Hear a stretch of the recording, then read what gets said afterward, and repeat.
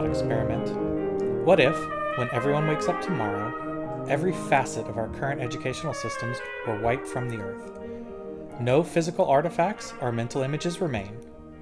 All of the world's collective knowledge up until this point are still fully retained, but there are no educational systems in sight.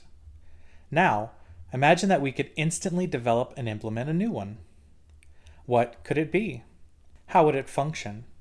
This is Education 2.0. Today we will be defining and maximizing student choice using basic principles of economics. We'll discuss the economic definition of utility and introduce utils as a measure for student happiness and choice.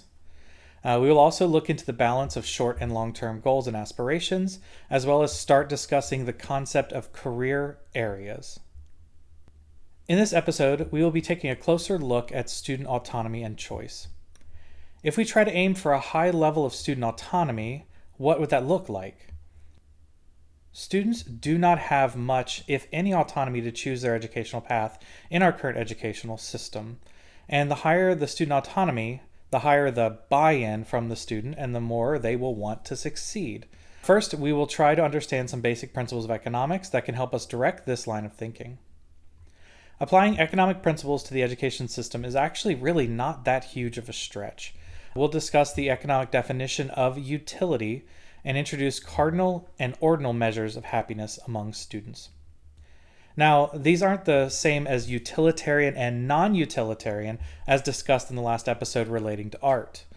Sometimes words or concepts are used slightly differently when moving between fields, and this is one of those times, unfortunately.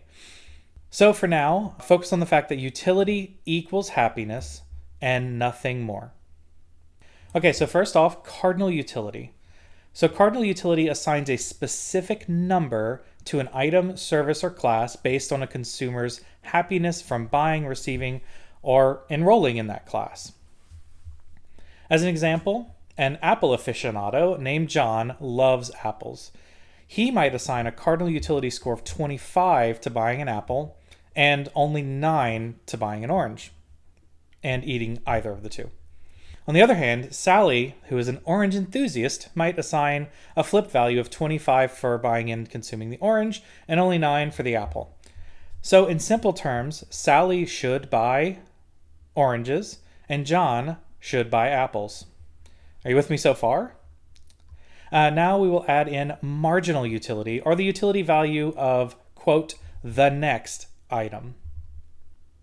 This might seem a bit confusing, but we can use our example to make it a bit more straightforward. So using John as the first example, John's first apple purchase brings him 25 utils. This is what I will be calling these numbers going forward, so I can give him some sort of a definition.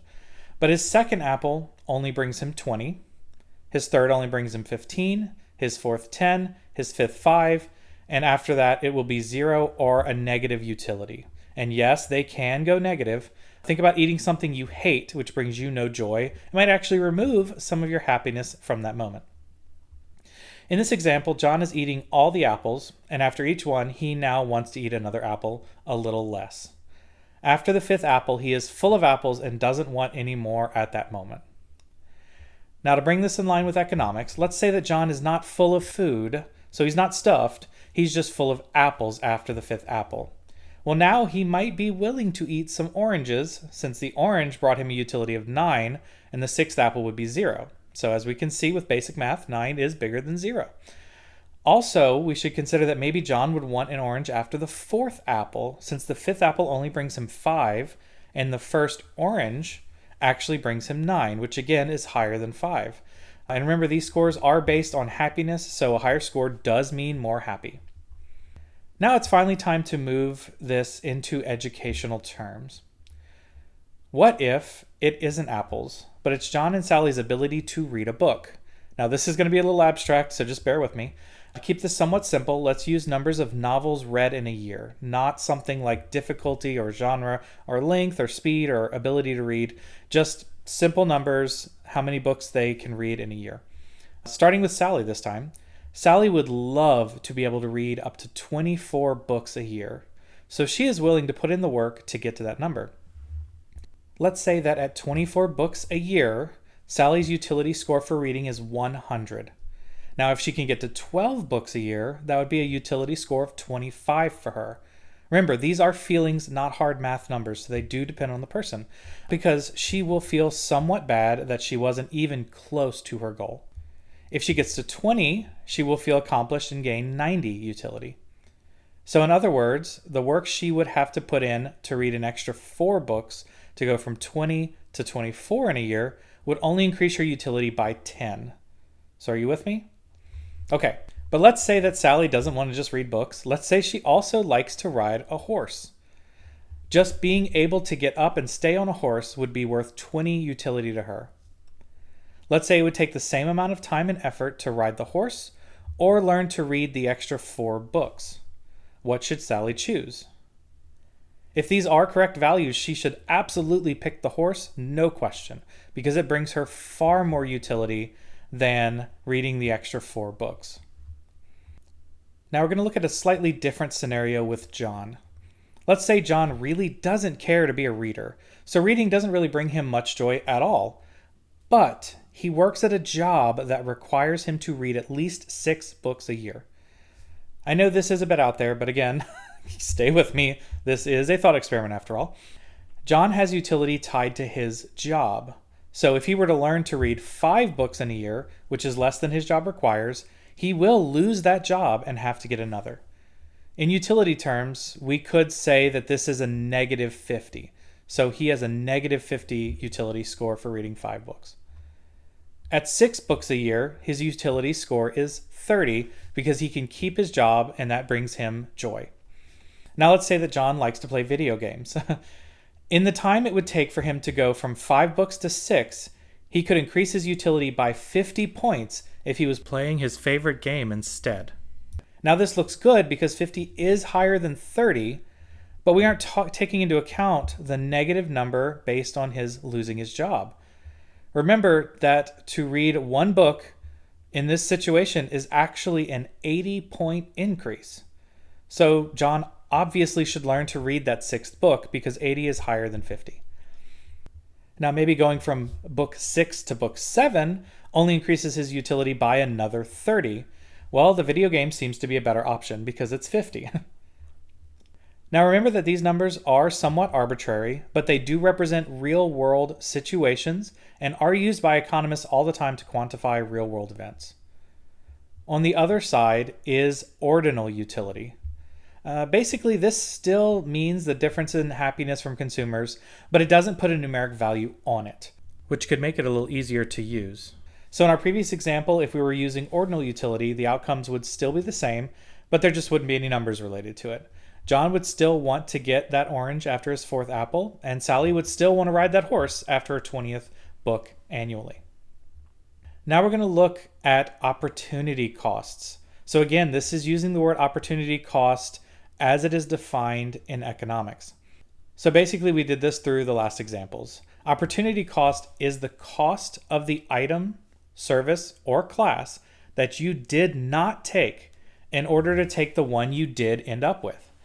Think of Sally's 21st through 24th books as an opportunity cost to riding the horse, or John's gaming time as a cost to getting to the point of reading 6 books to keep his job. Every choice has an opportunity cost. In a perfect world, we would have all the information available to us about every choice and could always choose the one that has the highest utility value and the lowest opportunity cost. Unfortunately, we do not live in a perfect world. Sometimes there could be hidden opportunity costs. Let's use John's job again as another example. What if one day there is a new manager? This manager is a bit more of a hard, you know what. They not only want the employees to now be able to read 9 books a year, but they are testing every employee the next day they come into the office on if they can keep up with this new demand and this new requirement. If John only dedicated enough time to reading 6 books before playing his video game, he would be way under the new requirement and he would lose his job. The opportunity cost of playing his video game was his job. And clearly his job was worth more than the game, but he didn't know that the job's requirements were going to change. This means that he picked the suboptimal choice of gaming instead of learning to read to a sufficient level to keep his job. But again, this is because he didn't know that he was doing that, which unfortunately these kinds of situations come up all the time. Let me use a different fictitious example, though actually, unfortunately, this example is extremely similar to situations that I have heard from people all the time when I speak with them. Jill joined a roofing company when she was 16. She dropped out of high school because the job was offering a good wage and she absolutely loved it. In our utility terms, the job brought way more utility than staying in high school, which she hated. And she didn't put enough utility on the high school diploma because the job that she loved didn't require it. She worked the job for years and eventually was put in charge of every job that she worked on. So if she was assigned to a job, she would be the supervisor. She'd be the head of that job. She continued to do a fantastic job, and eventually the manager gave her supervisory duties over multiple jobs, even ones that she wasn't directly working on. She eventually moved into overseeing all of the roofing jobs for this national company in the state of, let's say Missouri. Jill is now in her late 40s, and the management wants to put her as a VP of training and development for the entire company because of just how well she ran these jobs and helped these workers succeed at their tasks. They bring her in for an interview, and she knocks it out of the park. During the interview, Jill is told that the massive roofing company is just a subsidiary of a much larger international company that owns businesses in roofing, building, plumbing, wiring, and many other parts of home and office building. The current president of the roofing company tells her, "Congratulations, you got the job. Just get us a copy of your high school diploma and we can finalize the paperwork." Jill's stomach drops.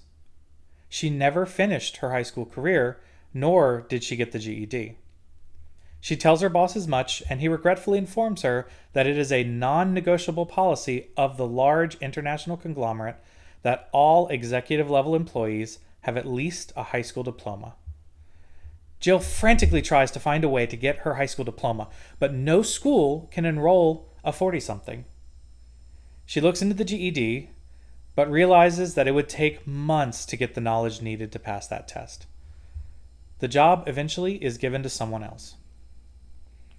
This is an example of an opportunity cost that lay dormant for decades.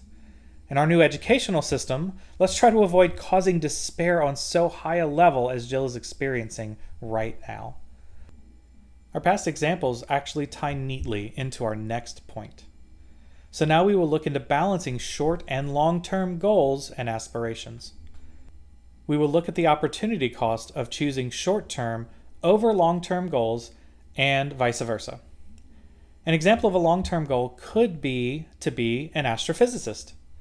Opportunity costs of this might be giving up higher levels of free time to devote to studying, reduced ability to play video games, or even hang out with your friends. The student should understand that this path does not remove these short-term pleasures altogether, but that the student might have less free time than another student that does not want to go as highly specialized in a field. If we want to give students autonomy or choice in their education, we need to give them as much information as possible about these trade-offs. The more they know the opportunity costs, the better they will be at making decisions that increase their personal utility. This would also include teaching students concepts related to forethought and foresight. Planning for the future is very important, and the ability to logically make educated guesses at what the future could hold would be incredibly valuable. Let's go back to John's job one more time. If John were made aware ahead of time that the company might require more books than the stated 6 books a year, he might have put more effort into learning more than 6. Since we can't see the future, this isn't 100% possible, but having a level of foresight could allow John to notice that, hey, my manager isn't doing that well. He might be replaced soon, which could then lead John to thinking about the possibilities of what the new manager might bring. Could this new manager change the work environment? Could they increase the amount of workload? Also, John's forethought might direct him away from that particular job entirely because he already doesn't like reading. So maybe he could find a job that doesn't even require 6 books a year. Now, again, this is a bit of a silly scenario, but if John transitions into another job, it could give him more happiness than he previously had with the one that he is currently working at. Which then means that the opportunity cost of keeping his current job was missing a job that would bring him more joy. The idea of hidden costs strikes again. And finally, I want to discuss the concept of career areas. Basically, I am talking about looking at careers with similar skills and knowledge goals for practitioners of those careers. An example of closely related jobs would be a high school English teacher, a college literature professor, or an author. These jobs share many of the same traits, which include the ability to focus for long periods of time, the ability to adequately explain a position and defend it, sometimes in person, like the two educators, or sometimes in writing, like the author. An incredibly high level of understanding of the English language and its structures, including grammar and literary concepts, such as perhaps a rhyme scheme. The ability to work with the public either as a teacher or when giving lectures, or promoting books or topics of discussion. The ability to do research. There may need to be a bit of entrepreneurship involved as well. Very clear with the author, obviously, since they are effectively their own boss. They are creating a product that they then have to market and figure out how to monetize. But the two educators may want to get their image out in social media so that their opinions can be heard on a wider platform, which could lead to better job offerings. We could call these closely related skills career areas. These career areas can also be applied to jobs that are not as closely related. For an example, let's use an astronaut and a zookeeper. On the surface, they seem very dissimilar, but we can find a few areas they overlap. For one, both need to know chemistry to some extent. The astronaut is a scientist, so may need to understand chemical compounds to experiment on the ISS, for instance. But the zookeeper also needs to know it. Animal nutrition is based on chemical elements. Also, the ability to balance a micro-ecosystem would rely on a chemical understanding, like they do in the enclosures at the zoo. Both require the person to be physically fit to an extent. Both require research skills. The astronaut, again, is a scientist who does research, but the zookeeper also must understand as much about the animals in his care as possible to be a good caretaker of these creatures. Both have to adapt to technological advances in their respective fields. Both may need some media literacy because they may be giving talks or be asked to write or appear in a show or blog. Both need to learn how to work in a team environment, but may need to make unilateral decisions for the safety of someone else or something else, perhaps an agitated chimpanzee. One person may never be deciding between a zookeeper or an astronaut, but if we utilize the idea of career areas, students might find out that they would be truly happy doing something they never could have dreamed of. This whole concept is to have students more gradually decide what they would like to do post-graduation. Instead of saying, I want to be an astronaut, the student will decide that they want to go into a career field that uses all of these previously mentioned skills, and that is the direction they want to do, that these are the skills they like to do. As the student matures, that more general focus could be honed down, and eventually they will be well informed enough to make a great career choice. To look at careers in this light, we need to understand and analyze the most basic levels of knowledge and skill. Let's take a look at this atomic level approach with an example. At the highest level, someone who wants to be a financial analyst will be someone who loves to analyze finance. But we can potentially break that down into two components of loving math and locating inconsistencies. We can break down math even further into loving to do basic math, addition, subtraction, multiplication, and division. And we can break down the other into problem solving. There's also a firm desire of the numbers to be complete and balanced. So someone that is more of a completionist might enjoy entering the field of financial analysis. Since we mentioned problem solving, let's see if another of our basic skills that all students should learn, that we looked at in the last episode of this podcast, by the way, labeled the whats, will fit in the situation. Well, a financial analyst would have to be able to communicate their findings to the board of the corporation or the government agency they are a part of. So a good financial analyst would also be able to communicate in a professional and succinct way, as opposed to the more flowery and creative way a poet might communicate, for instance. As another, a financial analyst will have to have the ability to research how the numbers should look or how the data should perform to then find the inconsistencies. If the company has made certain financial mistakes in the past, the analyst has to somewhat ignore the past and not fall to one of the biases while doing the current work. This person will also have to double and triple check that the numbers they have to analyze are the valid numbers and not old information or faulty numbers that have been revised. Analyzing a firm's finances can be a very stressful experience, so the analyst has to have ways to reduce stress and increase clarity. The analyst also has to pay attention to their own health. If they stay up for nights on end looking at the data, then they could miss obvious errors or issues with the data due to being sleep deprived. These are just some of the foundational skills that a financial analyst must possess to do their job optimally. I know this example got a bit long, but I am using it to stress how important the foundations of the education system are to every job, person, community, or even nation. Another way to think about this breaking down careers is to use an analogy. Let's say that all jobs are like words on a page. So the jobs obviously relate together and they work interchangeably with each other, interdependently or independently, to create a story of our society, our community, or our nation. But all of those words are built with letters. Now, there are an infinite number of words in the world. If you take different languages and new words that are created by our current culture, or as old words die, there's an infinite number of words because we can't define it. It's not finite. But these words are made up by a finite number of letters and symbols. So these basic skills of our jobs are like those finite letters. There are only so many basic skills. So if we teach the students all of these basic skills, then they can create any word or any job that they want. And that is it for this episode of Education 2.0. Today, we looked at defining and maximizing student choice using basic principles of economics. We discussed the economic definition of utility and introduced the two ways of looking at it, cardinal and ordinal.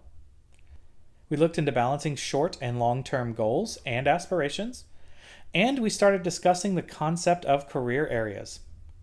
In our next episode, we will be looking at the structure of at least upper-level courses in our educational system.